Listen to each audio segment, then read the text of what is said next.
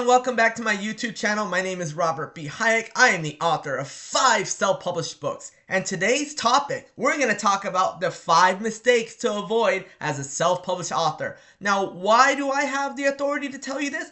Because I've made them all myself. So, with that said, let's get going. The 5 mistakes to avoid as a self-published author. Number 1, editing as you go. Oh, this one drives me crazy. You're trying to make sure your book is perfect. You're trying to make sure it's great, that there's no mistakes, but you're editing the book as you go. This is a mistake, and let me tell you why. It's a mistake because you might find things that you didn't know you had, and you edit something and you didn't mean to edit it, and you end up taking it out of the book. For me, the best case is to edit it all at once, going chapter by chapter symmetrically, dissecting it like a animal trying to just get into the horns of it. You want to make sure you take your time when you're editing it. You're not rushing the book. You don't want any mistakes to come out. So the best course of action if you're a self-published author is to hire an editor, honestly. That's what I did. I have a fantastic editor. I highly recommend. I'll actually give you her email at the end of this video. You'll see it in the description. But you need an editor, and you can't be editing the book yourself. So that is the number 1 mistake I see from other self-published authors. They edit the book as they go, and that's something I would caution to avoid. Number 2, bad book cover. As I mentioned, I've had 5 books. 5 books! Now let me show you the differences between the books. This is my first book, John Drake. Not bad, right? It has a decent cover. The Twisted Society. Not bad again. It's just kind of there. The Secret Link. So The Secret Link was a decent cover, but it was a little bit off. And this actually was the hardest cover I had in terms of getting the cover designer to get the work done for me. But I was able to get them done. Now, let me show you the differences between the last 2 books. Look at this beauty. The Deathstalker. Look at all the coloring. Look at the background. Look at the city. Look at all of it ingrained into one. And now look at my last book, The Gridiron Vendetta. Don't you see all the life in this cover? You see so many things going on at once. You need to have a great book cover, because the first thing people see when they want to read a book is your book cover. No one's going to want to read your book if your book cover sucks. It's the truth. And you have to have a book cover that's appealing to everyone. So when you're making a book, when you're creating a book as a self-published author, you need to make sure you have an ace in the hole in terms of a book designer. I have a book cover artist. She's done my last 2 book covers, and I'm bringing her back for a 3rd. She's designing the book cover for the next book coming up. So you need to always make sure you have a good book cover, because the first thing readers notice is your book cover. Number 3, managing the proofreading. Now, the proofreading is important. As I mentioned in number 1, it's kind of the same, but in terms of making sure that your book makes sense, you don't have to just look for grammatical issues. You have to make sure that you find issues and continuity in your story. You have to make sure the stories make sense.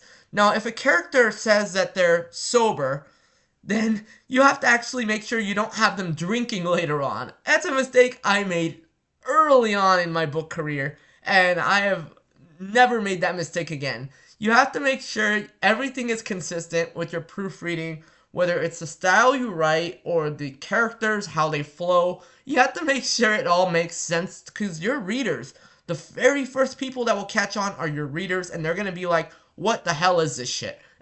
So you have to make sure you're proofreading your books, make sure that it makes sense categorically, stylistically, and of course grammatically.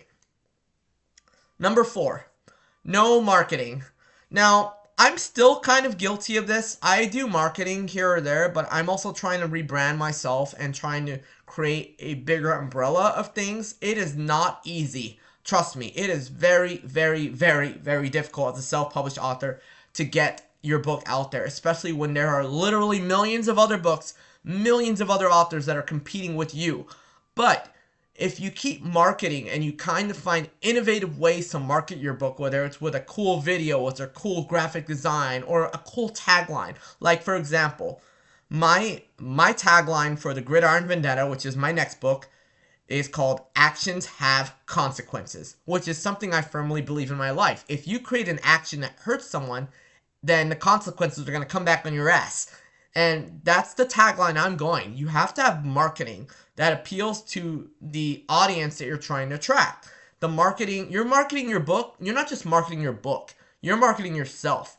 You're trying to market yourself as this genuine, credible author. And when you do that, you'll attract more readers. The more you put your name out there, the more you put yourself out there, the more people that will want to read books like this.